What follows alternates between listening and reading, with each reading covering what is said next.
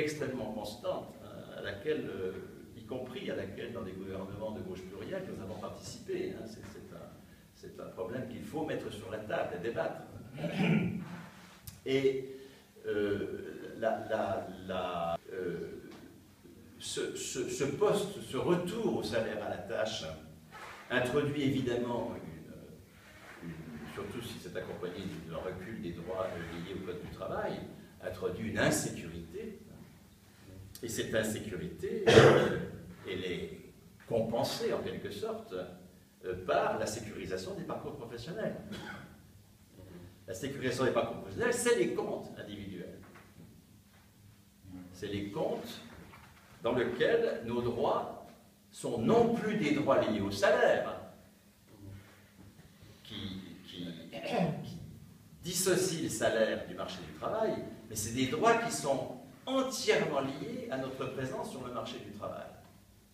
Plus nous avons des bons salaires, moins nous sommes au chômage, etc., plus nous avons de droits dans nos comptes individuels. C'est une forme de sécurité qui nous réenchaîne au marché du travail, alors que nous avions commencé à conquérir une dissociation entre salaire et emploi. Donc, la sécurisation des parcours professionnels, que je trouve parfois dans les tracts de la CGT ou du Parti communiste, et la distinction entre sécurité, emploi, formation, ou sécurité sociale professionnelle et sécurisation des parcours professionnels n'est pas toujours claire dans nos écrits.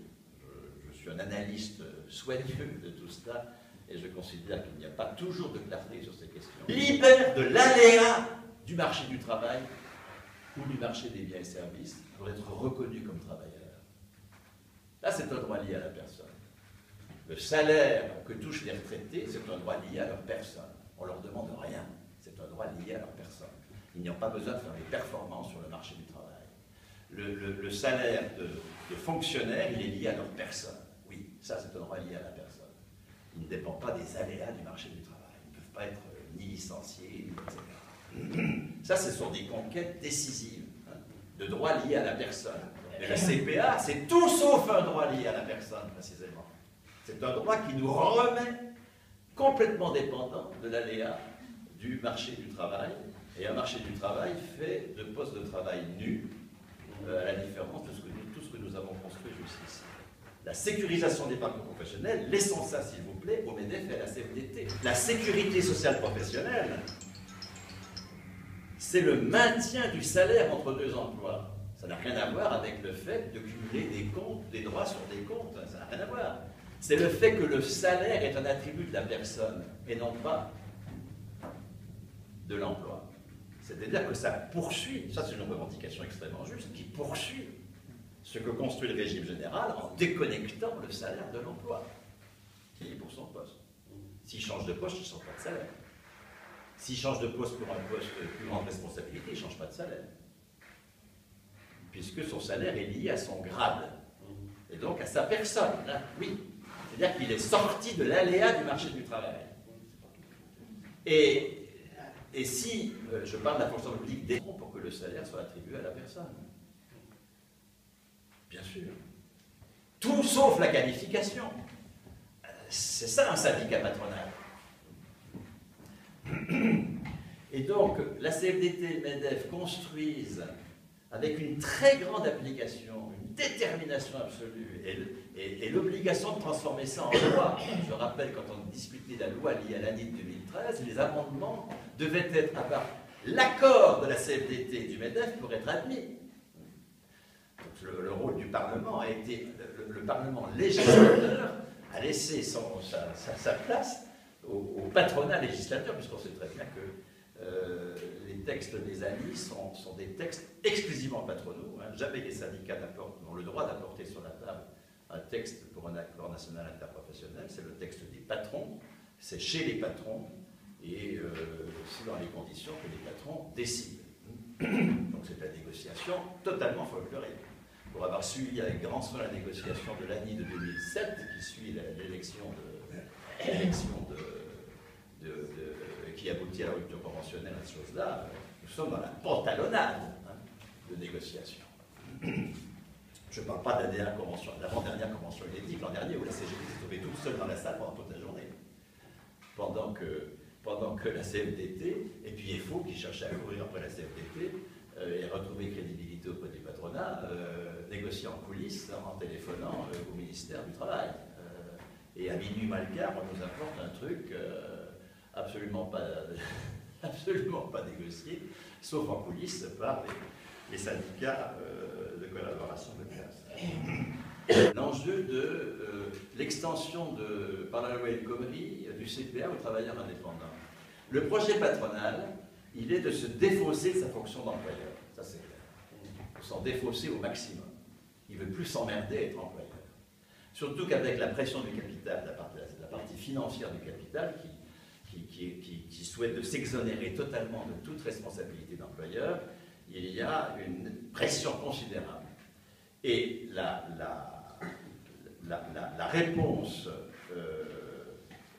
à ce désir de se défausser de sa fonction d'employeur, c'est d'une part de revenir au poste de travail nu, avec comme sécurité la sécurisation des parcours professionnels, les comptes personnels, c'est-à-dire l'anti-régime général, et d'étendre ça aux travailleurs indépendants. Pourquoi? Parce qu'il y a toute une partie du patronat qui souhaite que les salariés deviennent indépendants, qu'ils ne soient plus dans un rapport de subordination, et qu'ils soient dans un rapport d'exploitation. Un travailleur indépendant est parfaitement exploité, puisque l'exploitation, c'est la ponction de la valeur que l'on produit par le capital.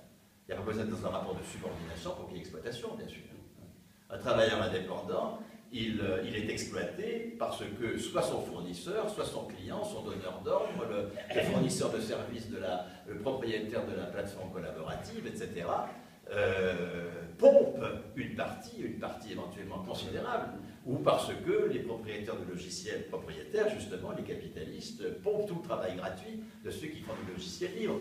Donc, les travailleurs indépendants sont des travailleurs exploités.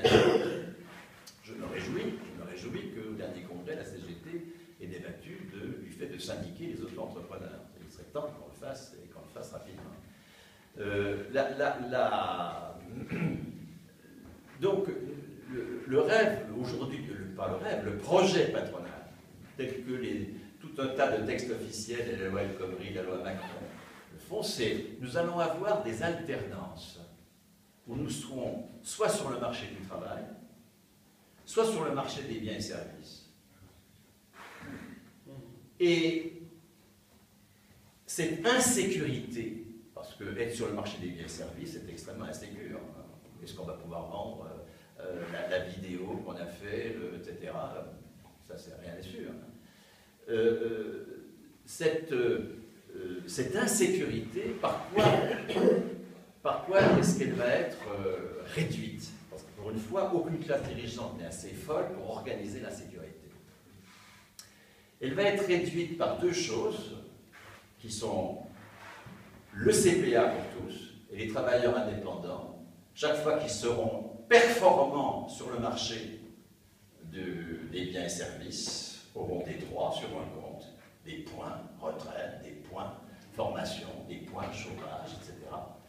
Et qu'ils n'ont pas pour le moment, tout le côté qui peut être extrêmement attractif pour des gens qui se battent. Et puis deuxième élément, le revenu de base. Là, le revenu de base, maintenant, on va filer à tout le monde 800 €, je crois que là c'est acquis du côté du patronat. C'est-à-dire le revenu de base, pour que nous puissions supporter la sécurité d'être reconnus comme travailleurs, le revenu de base dans lequel nous sommes des assistés sociaux.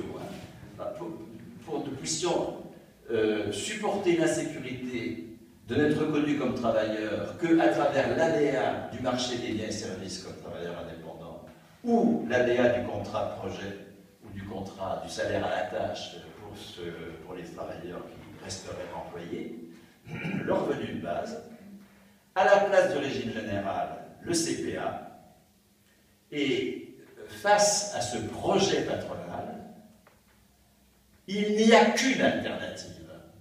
C'est un dîner à l'envers. C'est ce que nous avons construit avec le régime général, c'est-à-dire le salaire à vie. Le salaire à vie, mais pas tout seul, la copropriété d'usage des entreprises, le financement d'investissement par par la cotisation, bref, tout ce que nous avons déjà fait en matière de santé. Nous produisons la santé avec du personnel qui est en salaire à vie, sans mettre en